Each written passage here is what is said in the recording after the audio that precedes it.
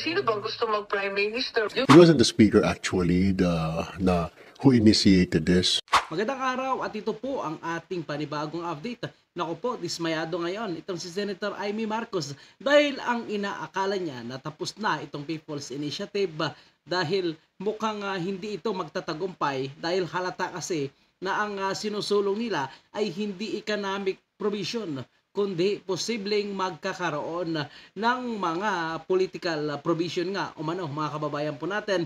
At ika nga, ayon kay Senator Amy Marcos, marami umanong nagbabanggit na sa punot dulo nito, magpaparliamentary tayo. Sino ba naman ang gusto maging Prime Minister?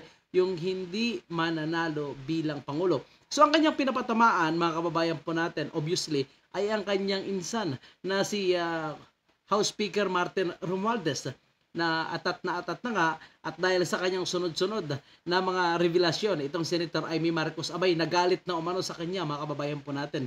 Anong ibig sabihin nito? Mukhang hindi ba nirespeto ng House of Representatives at mismo itong si House Speaker Martin Romualdez, ang Pangulo ng Pilipinas, itong si Pangulong Marcos. Dahil si Pangulong Marcos nakipag-meeting na sa kanila at sinasabing itigil na ito at ibinigay na ang task dito sa Senado na ang Senado ay magsusulong nga ng 3 panibagong provision para amyendahan itong economic provision nga mga kababayan po natin. Pero mukhang iba pa rin ang kanilang tinutukoy at nagpapatuloy pa rin ang People's Initiative. Pati DPWH ay nagpapaperma na. Anong ibig sabihin nito mga kababayan po natin?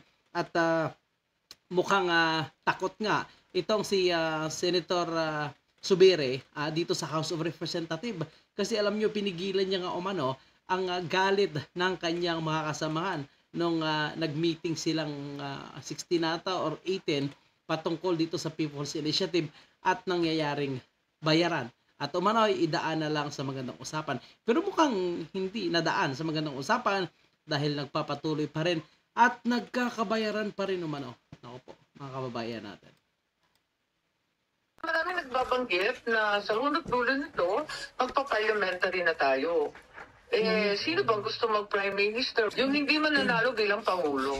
Sabi naman ng isa sa mga nagbalangkas ng 1987 Constitution na si Attorney Christian Monsod, delikado ang balak ng Kongreso na magsingit sa saligang batas ng mga katagang unless otherwise provided by law. It's a very ingenious and dangerous provision na isisingit nila yon kasi mas madali na mag-pass sila. I was asked once, were there mistakes in the Constitution? Sabi ko, of course. But if we made mistakes, we made 2. We overestimated the spirit of EDSA and we underestimated the greed of our politicians. So,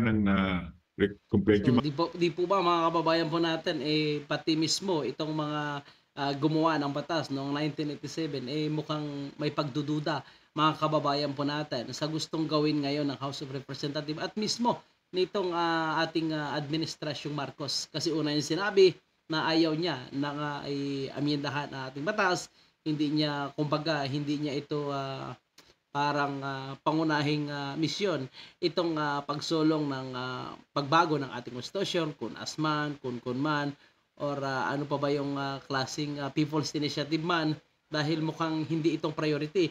Dahil ang priority po ay ang ating ekonomiya, ang pagbaba ng mga pangunahing bilihin, pero mukhang iba ang kanilang priority mga kababayan po natin. Ang taas ng bilihin sa ating bansa, pero ang pina-priority ng mga politiko natin ngayon itong amyendahan ng ating konstitusyon. Bakit nga ba gigil sila?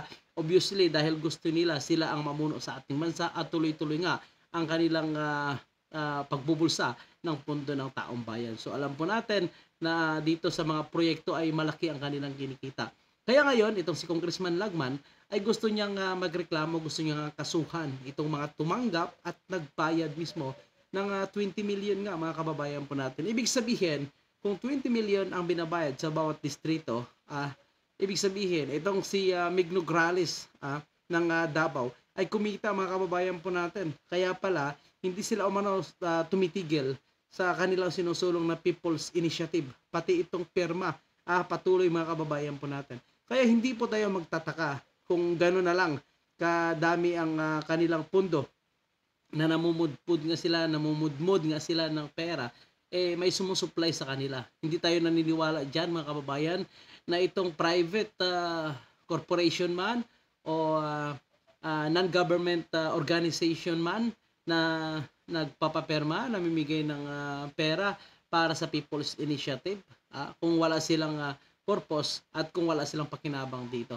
Kaya itong si Congressman Lagman, alam natin na ito talaga isang dilawan, pero sa pagkakataong ito ay hinahangaan nating mga kababayan ay handang lumaban at gusto niyang ipaglaban nga itong nangyayari ngayon sa vote buying or bilihan nga ng People's Initiative signature.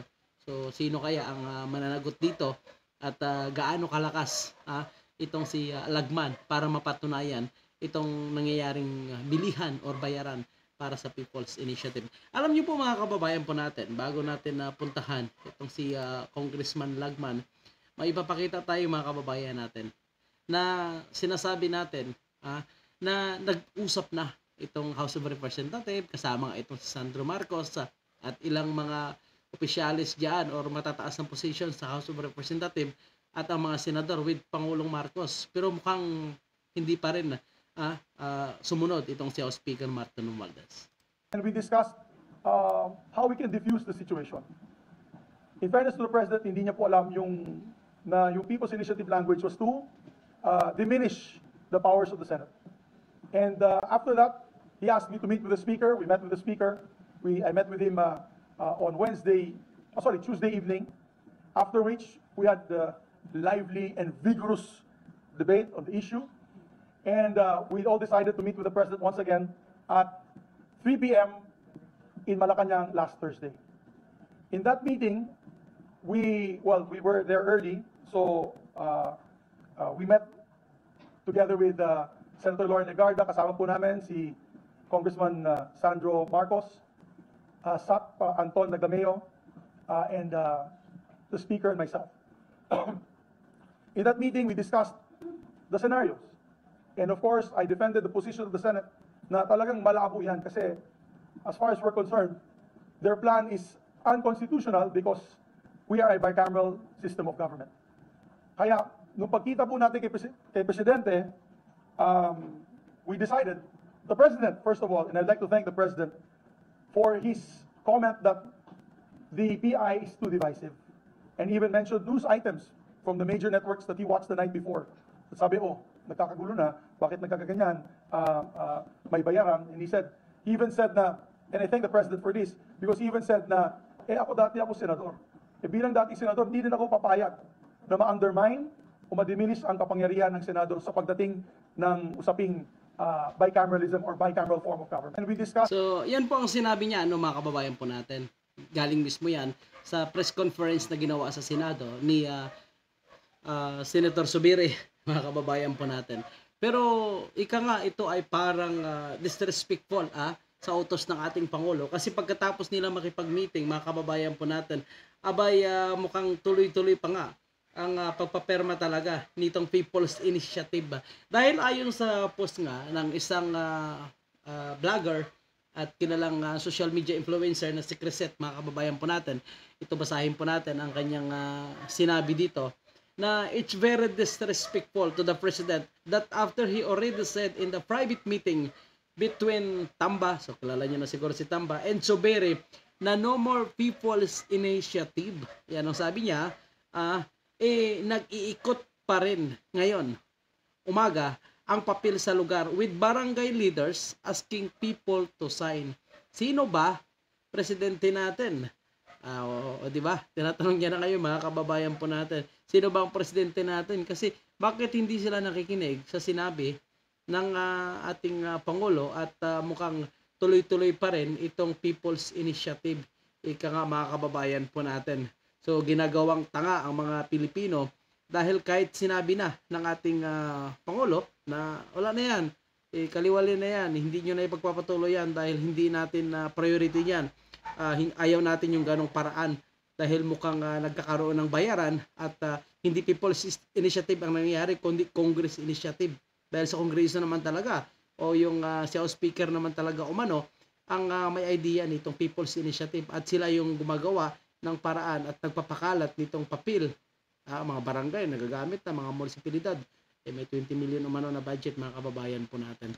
So mukhang iba ang Pangulo ngayon ng ating bansa, mga kababayan po natin. At Marami nagbabanggit na sa lunod dulo nito, na ulit, mga kababayan, balikan natin ito dito tayo kay Lagman. Okay, so nakakadismaya, kasi ang ating Pangulo mukhang walang power at mukhang nasasapawan nga ng speaker ng House, mga kababayan po natin.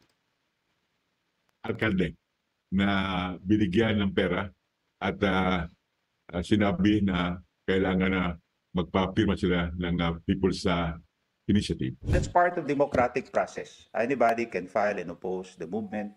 And at the same time, kami naman ay hayaan kung meron ng sufficient na pirma, sufficienting pirma, then we will file the same to the Commission on Election for its verification. So, yun nga, mga kababayan po natin. So, talagang marami, marami talagang kunwari sila ang sumusulong, pero obviously ang iisa lang ang tao na nasa likod nito. Ang sabi nga ni Senator Amy Marcos na ang akala niya itong People's Initiative ay wala na, dead on arrival na bakit nga may mga DPWH contractor pa na biglang nagpapaperma? Tago na muna yung mga congressman saka city mayor, kami na muna magpapaperma para di masyadong bistado. So ang problema nito, kahit anong ginagawa nila, mga kababayan, may mga nagsusumbong pa rin sa mga kinaukulan po natin, sa mga senador, congressman po natin na kontra sa sinusulong nilang People's Initiative. At itong si dating secretary ng DPWH, mga kababayan po natin, at ngayon ay Congressman Erwin Tulfo, ay dinipensahan naman itong si House Speaker Martin Romualdez. At sinasabi niya na hindi si House Speaker Martin Romualdez ang nasa likod nito. So obviously, talagang kampihan niya dahil unang-una ay palagi silang magkasama. Talagang good sila, ni House Speaker Martin Romualdez. So alam po natin na yung mga politiko naman talaga, ang prinsipyo, na lang yan, extra na lang yan. Diyan talaga sila sa kanilang pakinabang, kinikita. So maintindihan po natin kasi kailangan nilang dumikit dito kay House Speaker Martin Romualdez para makakuha sila ng kanilang kaukulang punto. Who initiated this? Diba? Who initiated this? So obviously, mga kababayan po natin, tuloy-tuloy pa rin na ginagawa nila. Kaya abangan na lang po natin kung anong kahihinat na nito. Ang mga senador po natin ay umaalma na. Itong Senator Robin Padilla mukhang naitsapuera na rin, kasi mukhang tatanggalin sa kanya itong committee niya at mukhang ibibigay pa nga sa isang senador na abogado kasi alam natin Senator Robin Padilla ay hindi naman senador. So siya yung may hawak nitong parte ng konstitusyon sa kanyang committee ito.